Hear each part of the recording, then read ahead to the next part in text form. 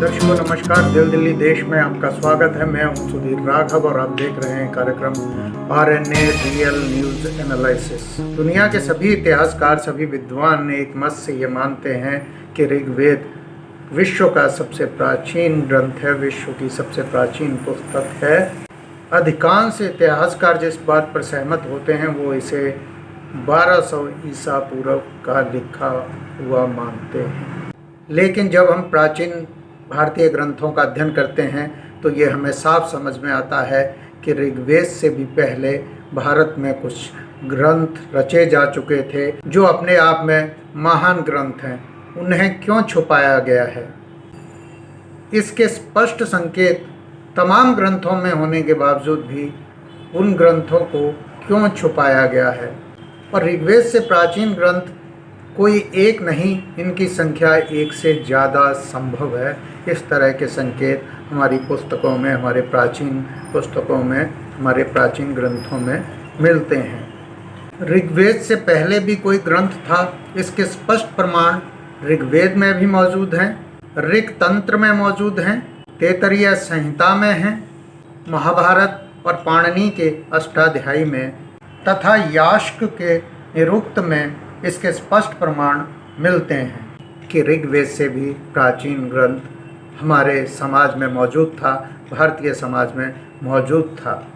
इन ग्रंथों पर चर्चा करने से पहले हम इसे समझ लेते हैं कि इतिहासकारों ने इस तथ्य को क्यों छुपाया है, उसके पीछे क्या वजह हो सकती है।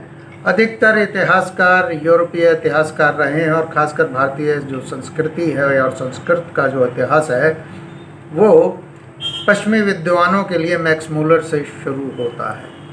और यूरोपीय विद्वानों का पूरा जोर इसी बात पर रहा कि जो भारतीय सभ्यता है, खासकर सिंधु घाटी सभ्यता है, वो किसी भी तरह से मिस्र की सभ्यता से, इजिप्टियन सिविलाइजेशन से और मेसोपोटामियन सिविलाइजेशन से ज़्यादा पुरानी ना साबित हो जाए।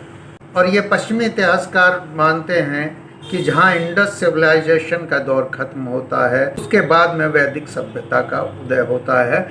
और इस तरह से सिंधु घाटी की सभ्यता का जो काल है वो 3000 ईसा पूर्व से लेकर 1700 ईसा पूर्व तक माना गया। बाद में उसे सुधार करके 3300 ईसा पूर्व से 1300 ईसा पूर्व तक लाया गया है।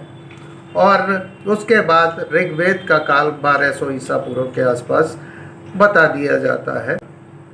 लेकिन तमाम ऐसे तथ्य मैं आपको बताऊंगा जो ये साबित करते हैं कि ऋग्वेद का काल, जो वैदिक सभ्यता का काल है, वही 3000 ईसा पूर्व से पीछे जाता है। अगर इंडस वैली सिविलाइजेशन को पश्चिमी इतिहासकार वैदिक सिविलाइजेशन से 2000 साल पुराना मानते हैं तो वो फिर 5000 ईसा पूर्व से भी पीछे चली जाती है। दुनिया के तमाम भाषाविद इस बात को एक मत से स्वीकार करते हैं कि वेदों का भाषाई गठन, इसका रचना शिल्प यह बताता है कि इनको रचते समय, इसके मंत्रों को बनाते समय कोई एक बहुत ही सुगठित व्याकरण मौजूद था जिसके आधार पर इनकी रचना। कुछ भाषा को तय करने वाले ग्रंथ पहले से मौजूद थे। तो ये संकेत हमारे वेद देते हैं, ऋग्वेद देता है कि ऋग्वेद से पहले अवश्य ही ऐसा कोई भाषा नियमावली का कोई ग्रंथ था जिसका अनुसरण करके वेदों को लिखा गया, वेदों की ऋचाएँ रची गईं। सिर्फ संकेत ही नहीं मिलते, जैसे जैसे हम उस काल के अन्य ऋषियों को पढ़ते हैं तो हम पाते हैं कि सचमुच एक ऐसा ग्रंथ था, उसका एक नाम था और वो एक विस्तृत ग्रंथ था जिसका विस्तार वेदों से भी बड़ा था। और वो कौन सा ग्रंथ था इसकी चर्चा हम करेंगे।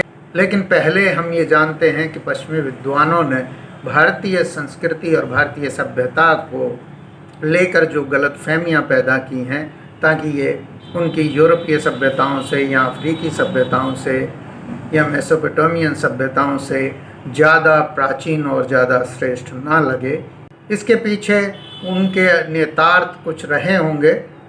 उन्हें दुनिया में अपना वर्चस्व बनाए रखना था, दिखाना था। ये चीज़ें काम कर रही होंगी, इस तरह की भावनाएं भी काम कर रही होंगी।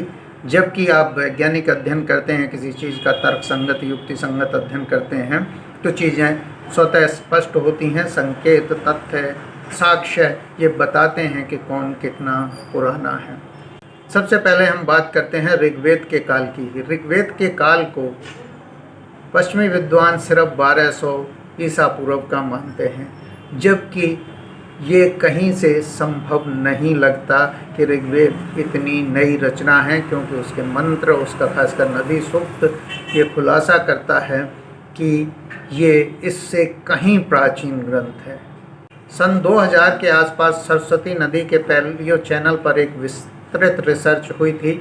नासा की एक रिपोर्ट आई थी जिसमें सरस्वती के पैलियो चैनल को बताया गया था कि ये मौजूद है और ये जहाँ से निकल रहा है उसके उद्गम स्थल से लेकर अरब सागर में उसके गिरने तक की स्थिति तक का एक पैलियो चैनल का नक्शा जो है नासा की ओर से बताया गया था।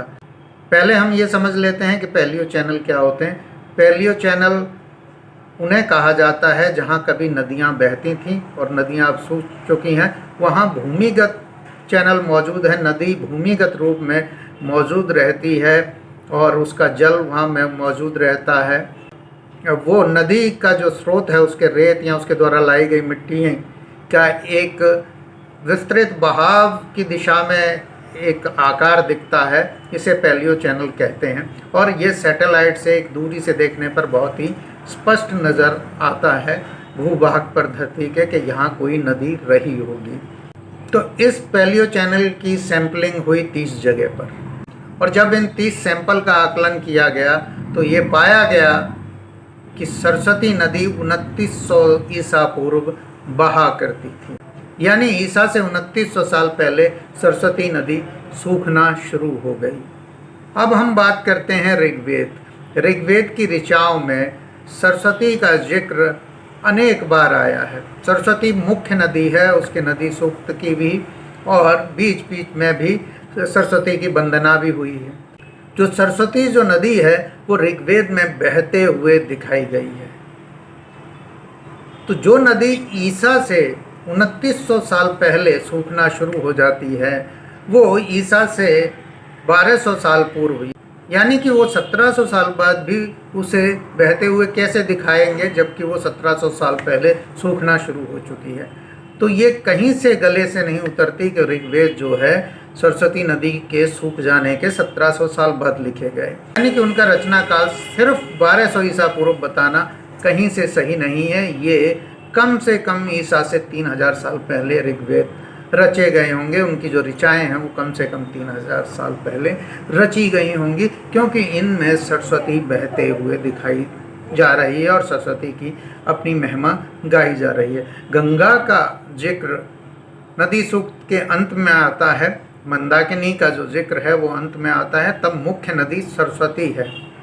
ये सरस्वती ईसा से 2900 साल पहले जहाँ मौजूदा पंजाब का रोपड़ है वहाँ पर एक भूकंप की वजह से टेक्टोनिक प्लेटों में एक बड़ा अंतर आया। वहाँ पर धरती का उभार बदल गया प्लेटों के ऊपर नीचे होने से, और सरस्वती जो थी अपने मुख्य स्रोत से कट गई। भूगोलविद ये मानते हैं कि टेक्टोनिक बदलाव की वजह से, जो भूकंप की वजह से हुआ, सरस्वती अपने मूल स्रोत से कट गई और वो जल जो है सतलुज में चला गया और सरस्वती की जो बाकी की धारा थी वो एक बरसाती नदी बनकर रह गई, जिसे कि आजकल वहाँ घग्गर नदी या राजस्थान में हाकरा नदी के नाम से जाना जाता है।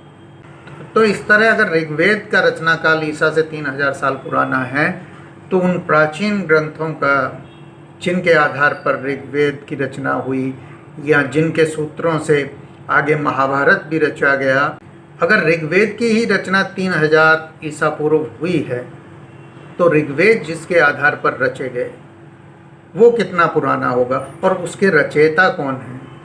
चूँकि कार्यक्रम बहुत लंबा हो रहा है इसलिए हम इसकी चर्चा अगली कड़ी में करेंगे। आज दिल दिल्ली देश में इतना ही। धन्यवाद।